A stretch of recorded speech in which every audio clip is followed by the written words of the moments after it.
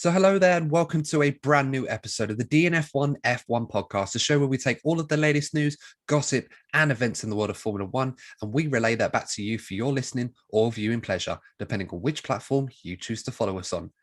And just a quick reminder to you guys, for those of you who haven't checked out the Azerbaijan review, please make sure that you do. It is on the YouTube channel and on all major podcasting platforms. So make sure to check that out. Just a quick reminder, it is out. It went out on Monday. For those of you that haven't seen it, I've heard a few of you message me saying that it didn't come up on your notifications on YouTube. Make sure to check that out. But of course, let's get into this episode of the DNF1 F1 podcast. Now, a little bit of a different tactic. We normally go for race previews and a few of the hot talking points, I suppose, throughout the season. But one thing that we haven't really looked into, whilst all of the whistles and the bells and the camaraderie and the euphoria that's going around the current championship battle between Lewis Hamilton and Max Verstappen and Mercedes and Red Bulls respectively, we haven't really paid much attention to the guys in the number 2 seats, that being Valtteri Bottas at Mercedes and Sergio Perez, the Azerbaijan Grand Prix winner, in Red Bull. So in this episode, we're going to take some time now to have a little bit of a discussion as to what role currently these two drivers are playing, not necessarily to their team leaders in Hamilton and Verstappen, but also the overall team, the overall constructor at Mercedes and Red Bull, and of course, how things are faring and how their seasons are shaping up, and of course, what lies ahead for the future, as I'm pretty sure they'll be well aware of. But joining me on this discussion for this episode, it is my co-host, Courtney Piney. Courtney, as always, how are you doing this evening? You okay? Yeah, hello everyone. Doing well. Slightly muggy here in London, as it usually is the moment it gets warm, but can't complain. Things are going well, and as always, I'm always looking forward to having these discussions with you, Adam. Yeah, and it's extra reason to be a little bit excited, of course. For those of you who are from the UK will know that the COVID vaccines are now being ramped up for those of you aged between 25 and 29, which of course includes yours truly and Courtney as well. So if you have the opportunity to get vaccinated, please do consider going online and booking your vaccine as soon as you can. Not a sponsored health message in any way. I just feel like as a citizen that's obviously doing his part to get vaccinated from COVID, I think everyone else should be doing the same. But of course, that's the last you're going to be hearing from me on that topic. But let's get into the discussion, Courtney. So we're now 6 races in to the Formula One season in 2021.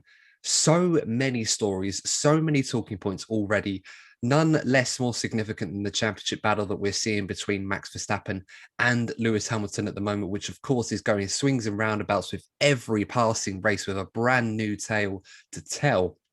But in particular, the untold story, or at least until he won this weekend's Azerbaijan Grand Prix, was the not so much rivalry, but obviously the chapters that are being written by Valtteri Bottas and Sergio Perez.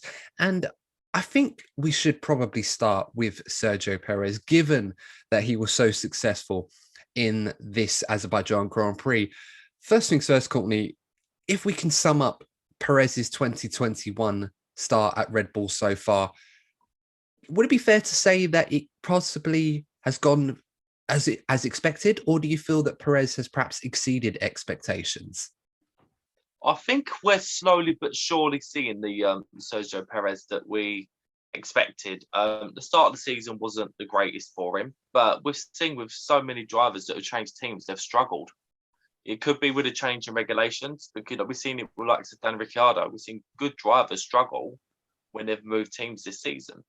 But he's certainly becoming the driver that we expected. Very, very impressive in Baku.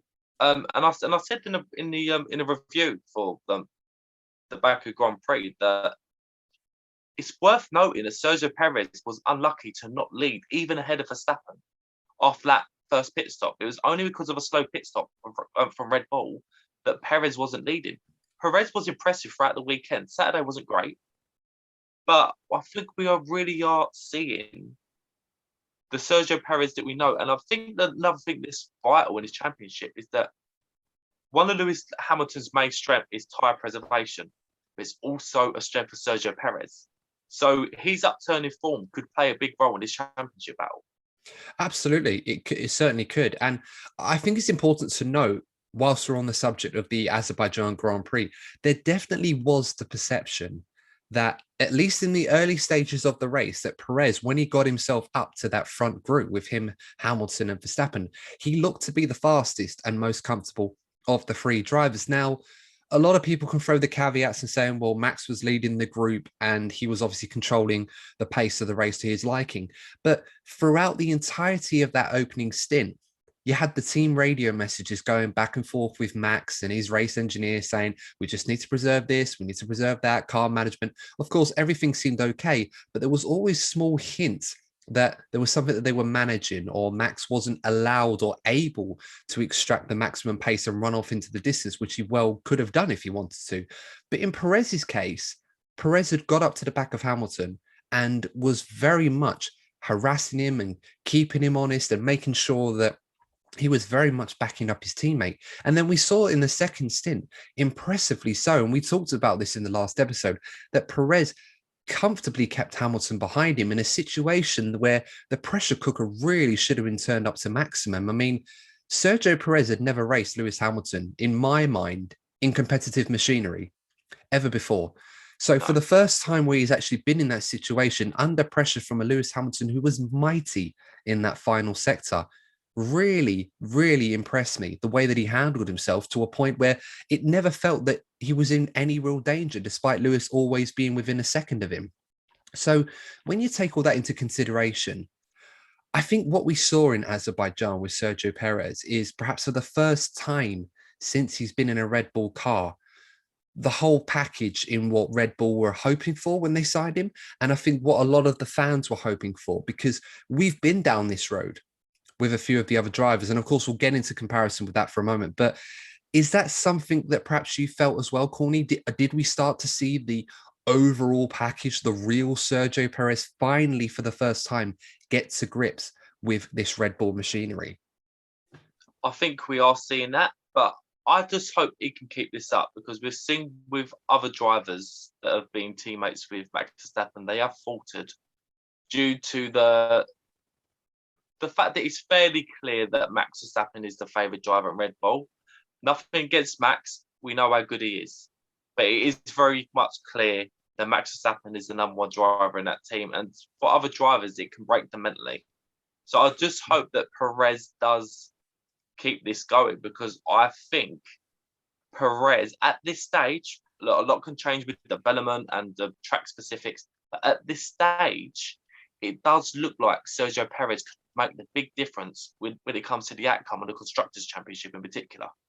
Well, that's the most important thing as far as Red Bull are concerned. Of course, perhaps you'd have to ask them if they would prefer a situation where Red Bull won the Constructors' Championship, but Hamilton won the Drivers' Championship, or would they prefer Verstappen to win the Drivers' Championship and Mercedes to win the Constructors? Now, of course, depending on who you're asking at Red Bull, you might get a different answer.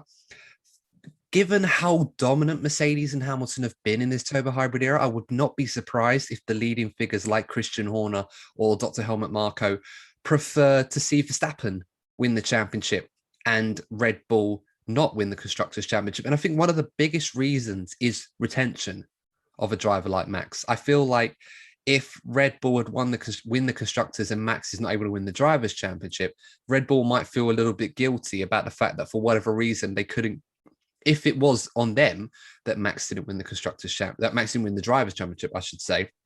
As I said, a long way to go. And as things stand, it certainly isn't looking like right now Red Bull are not giving Max what he needs. Perhaps earlier in the season, we might have been arguing the contrary, particularly in Bahrain with strategy on that. Of course, in Barcelona, we said something similar.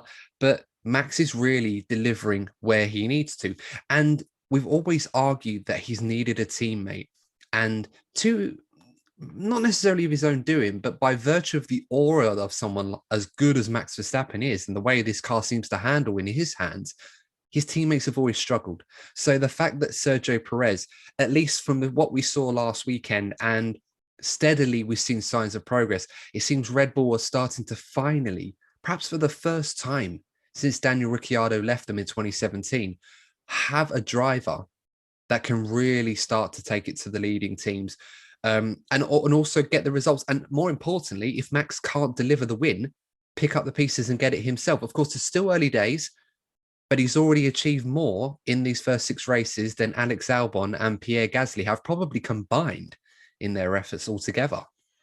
Yeah, I think another thing we need to bear in mind is the situation we're in when it comes to the performances of the entire grid. Right now, we have a 2-horse race at the front, and I feel there's too much of a gap between Mercedes and Red Bull to the guys behind generally, like McLaren, Ferrari, etc. So with this in mind, it's so important for the number 2 drivers to pick up maximum points in any situation, because that's what's going to happen. If Lewis or Max have a bad weekend, it's going to be down to Sergio Perez and Valtteri Bottas to pick up the pieces, because it's unlikely in a normal race that the Ferrari drivers or the McLaren drivers are going to get those maximum points. So at this stage, as I've already said, if they stay on the same level performance-wise, I think Perez could have this in the bag for Red Bull. Yeah, I mean, Sergio Perez, obviously, with that win, becomes the only driver to have won a race in 2 different teams in the turbo hybrid era. Incidentally, also became the first of 2 drivers this last weekend to get a podium in 4 different constructors in their F1 careers. Sebastian Vettel being the other one for Aston Martin. So, you look at these achievements from Perez, and they're certainly starting to rack up. With his second win, of course, his first for Red Bull will give him the world of confidence. Something perhaps he lacked a little bit when the last time he was in a big team at McLaren back in 2013. Of course, he had that podium in Bahrain, but in other races, he really struggled and perhaps made more headlines for rubbing up his teammate the wrong way in Jenson Button. Particularly Monaco was a great example, versus what he's doing right now. What would you say, Courtney, has been the big difference between Sergio Perez in getting on top of this Red Bull car, delivering the result he did at the weekend, compared to Sergio Perez 8 years ago in the McLaren?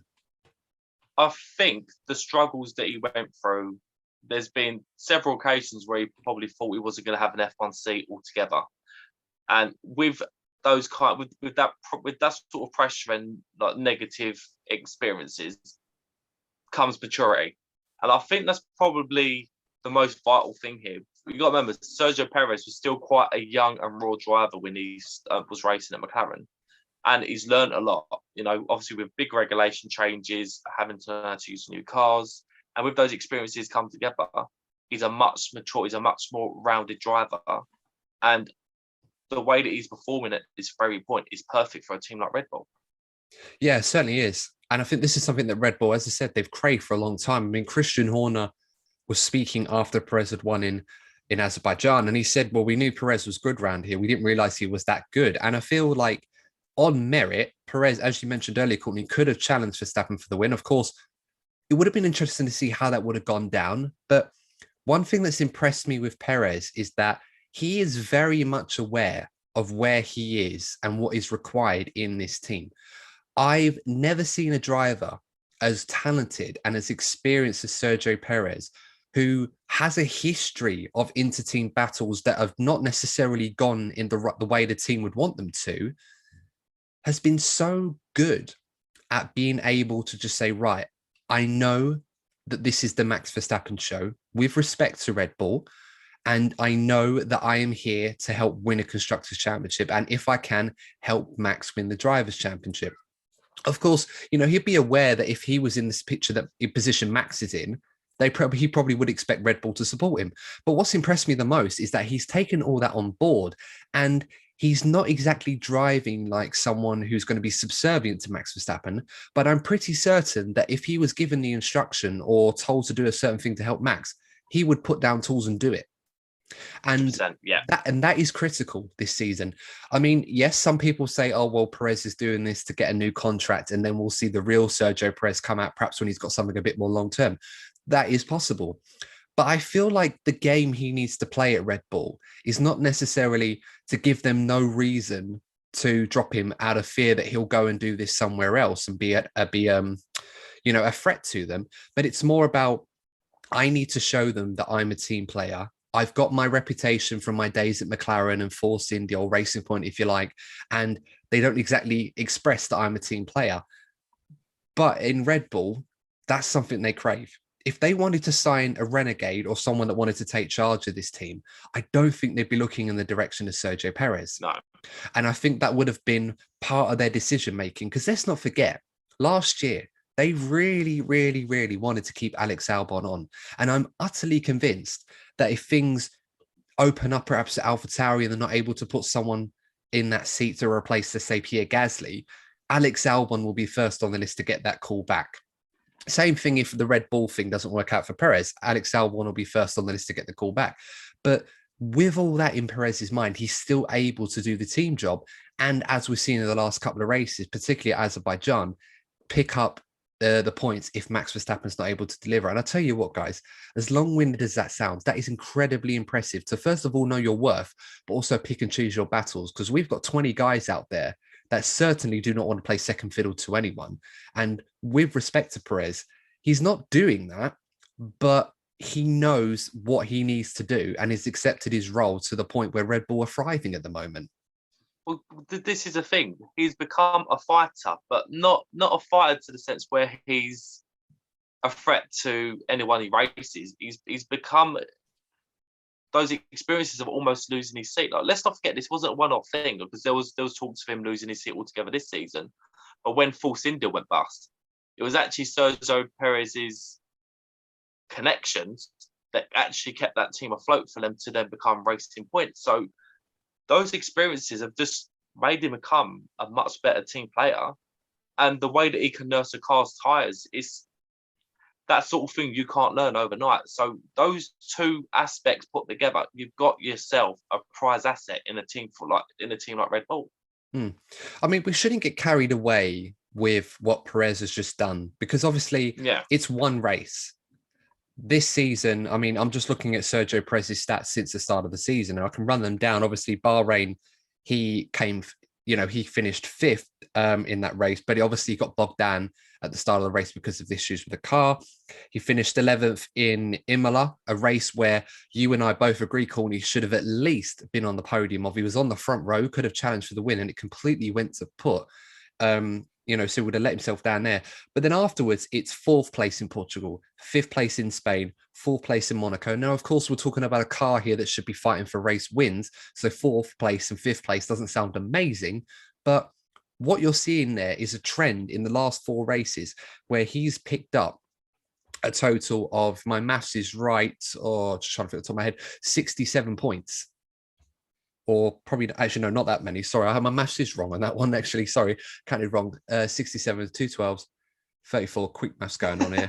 59 points. Right, 59 points. There we are. There we go. You can tell I've had an accounting exam this afternoon and my brain is absolutely fried of numbers.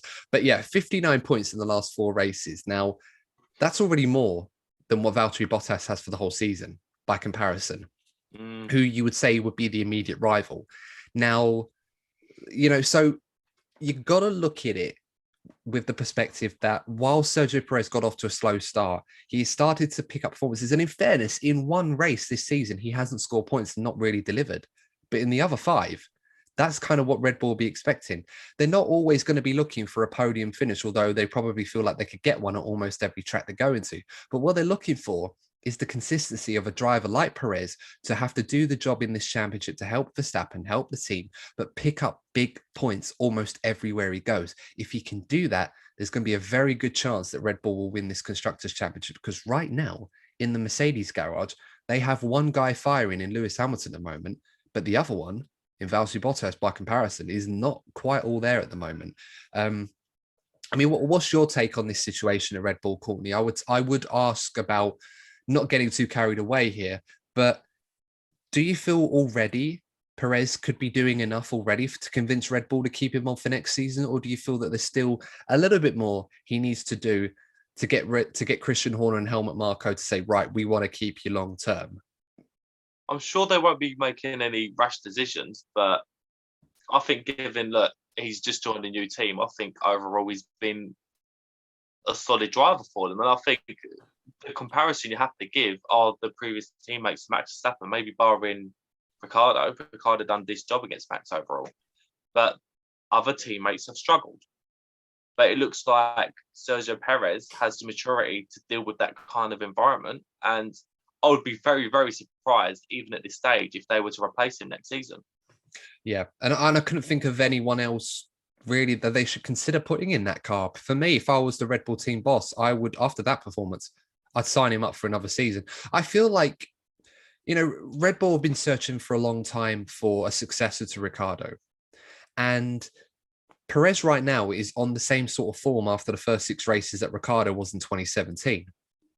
Now, Ricardo had won 2 races by this time. So to put it all into perspective, Perez's performances are consistent enough to convince Red Bull that he should be there long term. And the experience that he has in getting up to speed with new cars and tire management and everything else, it's a no-brainer. Perez is one of the best drivers at picking up results in chaotic races like we saw last weekend. He did the same thing as Sakir last season in a car that should have been nowhere near the top step of the podium, let alone get it. So I just feel that the only thing I suppose they could ask more of Perez is to just keep on Lewis's toes, put him under pressure, put Max under pressure to make sure that he's able to deliver, not to the point where it's going to affect his own race, but to the point just to remind him that he needs to keep his A game at every single race. So more performances like we saw in Azerbaijan certainly will help Perez go a very, very long way. Yeah, I think it will spice up the championship. I think he's going to play a big role in this.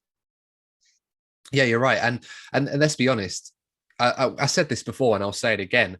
It's really strange but refreshing to see another team do to Mercedes what Mercedes have been doing to everybody else the last 7 years. The way that Red Bull manipulated and controlled that race with the 2 Red Bulls ahead of Lewis and everything, went with it. It was very reminiscent of what Valtteri and Lewis did and what Lewis did with Nico years ago. And I've never seen anything like that in the turbo hybrid era. I'd almost forgotten what that's like to see a different cup team doing that. And it certainly was on merit. So if Perez can keep that up, there's absolutely no reason why Red Bull should not be giving him a long-term deal. But let's move over to the other side of the garage now. We've obviously heaped loads and loads of praise on Perez. He's done a great job to pick himself up after the slow start he had. But on the opposite side, we have a driver in Valtteri Bottas who for the last few years has been driving to stay in the team for the next season. He's been driving for that next 1-year contract. And every single year, we always get the same old, not necessarily promises, but statement of intent for Valtteri and those around him to say that Valtteri is going to be much more competitive. He's going to be more of a thorn in his teammates' side, if you like, when he was the only competition. But this season, there is other competition, some real competition that we haven't really seen since 2018 when Ferrari and Sebastian Vettel were fighting Mercedes. And when you feel like you need Valtteri Bottas the most, like we saw in Azerbaijan, he was absolutely nowhere. And there's a lot of reasons that we could put that down to. But Courtney, I'm sure you probably have a few theories you'd want to share as to why Bottas is struggling at the moment to really fight alongside his teammate so uncharacteristically. I think there are 2 reasons for it. I think, first of all, to consistently be beaten by your teammate in the manner that Lewis has beaten him, and some of the incidents we've seen where he's been asked to move over, I think we've seen him becoming demoralised by it, because he must be aware of the memes and the sort of perception that people have of him as the perfect wingman. And then obviously you got the Valtteri James thing. That's always been there for him. He's always been seen as like the latest Rubens Barrichello, for example. And I just think maybe slowly but surely he's kind of been grinding at him and trying to refresh yourself every season just to find yourself getting beaten time and time again. I think he's starting to become a beaten man. And look, I'm not any sort of insider when it comes to Formula One, but I have a strong feeling that George Russell might already be agreed in principle to join Mercedes next season. And maybe Valtteri is aware of this because his performance in Azerbaijan seemed to be that of a dejected person. The way after that restart, the way he lost 4 places, it really does seem dejected. And I think maybe Monaco played a part as well because that was a big opportunity for him. He was much better than Lewis over the Monaco Grand Prix. Let's be honest about that. but that big opportunity went missing because of something that was out of his hands. So he just seems like a man that feels like the world is against him at the moment. Yeah, I mean, I would absolutely love to have a Formula One driver on this podcast one day and ask them a question regarding what goes into the mindset of a Formula One driver who not only has doubts about his own future within a team, but already feels like he has a feeling that this driver that's gunning for their seat may have already struck a deal with them. The one good example I can think of was back in the mid-90s in 95 when Jean Alesi and Gerhard Berger were driving for Ferrari, and they kind of already knew that their time at Ferrari was up. The links to Michael Schumacher were amazingly intense, up to the point where Alesi had won the Canadian Grand Prix. He basically went out and said that Ferrari had been so focused on Project Schumacher, and we just weren't enjoying our time there. And it was in Ferrari completely turned their backs on us. Of course, it was said in frustration, but to say those things in the way that he did and know who Ferrari were trying to court at the time, of course, what happened, but it must have some effect on your performance, because you look at Valtteri Bottas right now, the links to George Russell have been there for ever since George Russell stepped into a Formula One car and won the F2 championship with ART back in 2017 or no 2018. 18, yeah. Yeah. I get my dates wrong with this. Yeah, but back then, it was a completely different situation. Now, of course, George was always touted for a seat at Mercedes, but with every passing year, there's always that question of will he, won't he? And what more does he need to do to prove to Mercedes he's ready? But in Valtteri Bottas's case, we've always talked about Bottas as a man who mentally, goes about his own business the way he wants to, and has almost had these epiphany-like moments, if you like, where he's reinvented himself. He's going to be more aggressive. He's going to be less, not subservient, but less of a gentleman behind the wheel and really get his shoulders out. And we've seen that on occasions. You remember Australia Australia 2019? The old, to those it may concern. And then, of course, he repeated that a few times. And we're talking about a guy here that's won 9 Grand Prix, has got 59 podiums, has come runner-up in the championship on 2 occasions. You look at someone like that with all those stats, and they stack up against so many of the all-time greats. So, Courtney, I guess I should ask you in this case, how much do you feel like these rumors about George Russell and the potential risk that this could be Valtteri's last season of Mercedes, how much do you feel that's really playing on his mind? Is it the out and out reason for his lack of performance in the last couple of races? Or do you feel like there's something else there that we're not really seeing at the point in time, or at least it's not being made public as far as we're aware of with Bottas? Look, I'm sure he has heard plenty of talks, whether it be at Mercedes or in the F1 paddock in general. Let's think about what we've just discussed. We just discussed a driver in Sergio Perez, who has been in great form, and his performances could be the deciding factor in a Constructors' Championship. We are seeing somebody at Mercedes in Valtteri Bottas that is clearly struggling. So the management at Mercedes are rightly going to be thinking, doesn't seem like Valtteri can deal with the challenge right now. We have to look at our next option. And it's been clear that George Russell has been there or thereabouts for quite a while now. So Valtteri is in a position where the slightest sort of consistent slip-ups is going to cost him his seat at Mercedes. So given the way this championship's go, we are seeing Mercedes become more flustered. And I just feel with Sergio Perez's form making a difference to this championship at this point, I think Mercedes is going to have some serious thoughts about bringing George Russell in next season. I suppose one question I probably should ask, because this is something that I've noticed as well, is a very sudden paradigm shift between the two teams in a contrast. And on the one hand, before this season, you had Red Bull, who very much in Max Verstappen's corner, trying to give him every opportunity they can to get him the car that he needs to challenge Hamilton and Mercedes. They've done that this year so far, and it seems to be working a treat. Everyone seems to be happy in that regard. But there was always the issue of the second driver.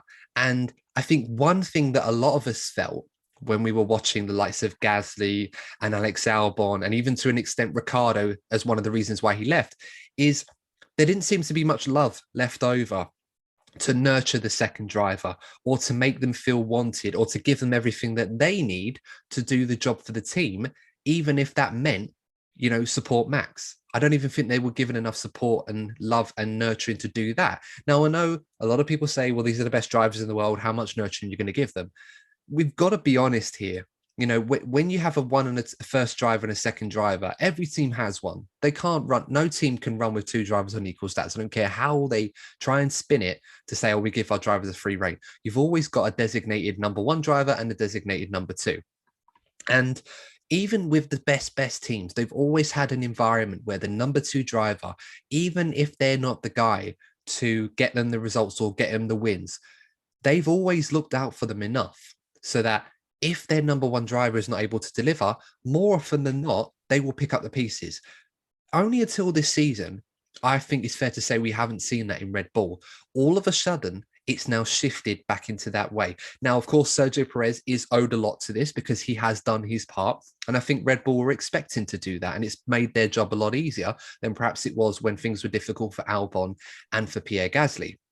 And as we've seen by their contrasting form for Valterri before or after, as evident to that. In Mercedes, however, we've seen the opposite. We've seen a team that very much was behind Lewis Hamilton and backing him all the way. But because of how dominant they were always there to support Valtteri Bottas, at least in the earlier years. Even with all the rumours about George Russell and everything else going off in the background, we always felt that Mercedes were running their two drivers in the way that a team should do, and Red Bull were the ones that perhaps needed to give more care for their second driver and were too focused on the first one. It seems to have shifted the other way. And despite the long way that I've gone about in actually trying to make this point, Courtney, I'm going to summarize it in one question. Do you feel that this paradigm shift that we're seeing at Mercedes, at least, seems to be more of their own doing rather than Valtteri giving them nothing to smile and support him about? And when I say that, I mean, look at Monaco, where Toto Wolff tried to lay some blame at Bottas for the pit stop error, which seemed really harsh at the time. But then you've also got the wingman comment. You've obviously got the links with George Russell and everything else. And the amount of times that they've not really gone out and backed Bottas unanimously and given him the support, it is going to weigh a driver down. So I feel like Mercedes are, to a degree, the orchestrators of their own downfall, or at least Bottas' downfall in this case. To an extent, I must agree with what you're saying. It's tough for somebody to be coming up against one of statistically the best drivers of all time. But that's why Mercedes are going to put so much faith in Lewis in comparison. And I think another thing worth bearing in mind, I think maybe this is probably what has frustrated most F1 fans about Valtteri, is that Valtteri has shown that he can beat Lewis on a Saturday. On quite a few occasions, Valtteri's been fairly strong on a Saturday, but his race pace simply isn't good enough. It really isn't good enough. There'll be times where he'll be on pole position, he'll be strong throughout all the sessions. Come Sunday, you start off the race, he'll be ahead for maybe a dozen laps. Then Lewis just wears away at him mentally and gets the overtake 9 times out of 10. So that's the big part of Valtteri's racecraft that he really needs to work on. But yeah, sure, like being a part of one of the biggest teams comes a lot of pressure, comes a lot of criticism, and that's what I said. That's what I said at the very start about Valtteri. We've seen the memes. We've seen he does see what's getting said about him. He is aware of it, and I'm pretty sure there are murmurs of these things said within the team as well. And I think it really has started to grind him down. Absolutely. And no, as I said, I say this with the utmost respect for Mercedes and Valtteri Bottas. I'm not at all suggesting or implying that this is all Mercedes' fault and that they're basically just beating Bottas to the point where the cow's not giving any more milk, so you can't beat it anymore. Like, it's not, that aside, probably not the best metaphor. But anyway, the point is that I just feel that right now, when Valtteri really needs that support and that network to really get, if anything, to G him up, it's not happening. Now, I always think back to Ferrari in 2018 when they told Kimi Raikkonen at the Italian Grand Prix after he got pole that Charles Leclerc was replacing him next season. And of course, we saw how that race panned out. Raikkonen was not giving Vettel any love nor money, and it cost Ferrari the race potentially. But Raikkonen was defiant and carried on. He even won the US Grand Prix towards the end of his Ferrari time, which of course was a great moment. In Valtteri, as you mentioned, Courtney, because of his links with George Russell and the potential that Russell may, if he hasn't already, sign a deal with Mercedes for next season, take Bottas' seat. But when you look at Valtteri Bottas as a whole, I still consider him to be one of the best drivers on the grid, and a driver on his day can be a match for anyone. You mentioned his qualifying performance, but for how long can we keep using the excuse that Valtteri Bottas is up against statistically the greatest driver of all time, performing as well as he ever has done, to a point to defend him? Because there comes a time where people have been saying for years that there are other drivers, so many drivers, or half the grid, if you like, that could do a better job than Valtteri. I don't personally believe that, but it feels like on days like we saw last weekend that perhaps we can't use the Hamilton caveat anymore to defend him. Well, yeah, we spoke about Sergio Perez taking full advantage when Max Verstappen and Lewis Hamilton struggled. Valtteri had a real opportunity to stake a claim to go, you know what, I'm here, look, I'm going to pick up some good points for the team. But let's not forget, though, that the Mercedes really did struggle. It just seemed that Lewis got on top of the car a lot better. But in terms of that opportunity that he had, given the circumstances, the gulf between like the gap in confidence between Perez and Bottas was so painfully clear to see that I just think that I know you can't sort of sum up a season based on one race, but I just feel that their respective performances do represent where both of those drivers are mentally right now. Okay, so we're only 6 races into the season, and I think we'll make this the last point and then we'll sign off because don't want this to be going on too long. But we're 6 races into the season now. Sergio Perez, 3rd in the Drivers' Championship, where we expected him to be, give or take, 3rd or 4th. Valtteri Bottas is dropping further down the order now. I think he is 6th behind Norris and Charles Leclerc. So with all that in mind, we've got 17 races left to go this season. So still a long way to go, 2/3 of the season left. Is there anything right now, Courtney, that Valtteri can do to secure his seat for next season?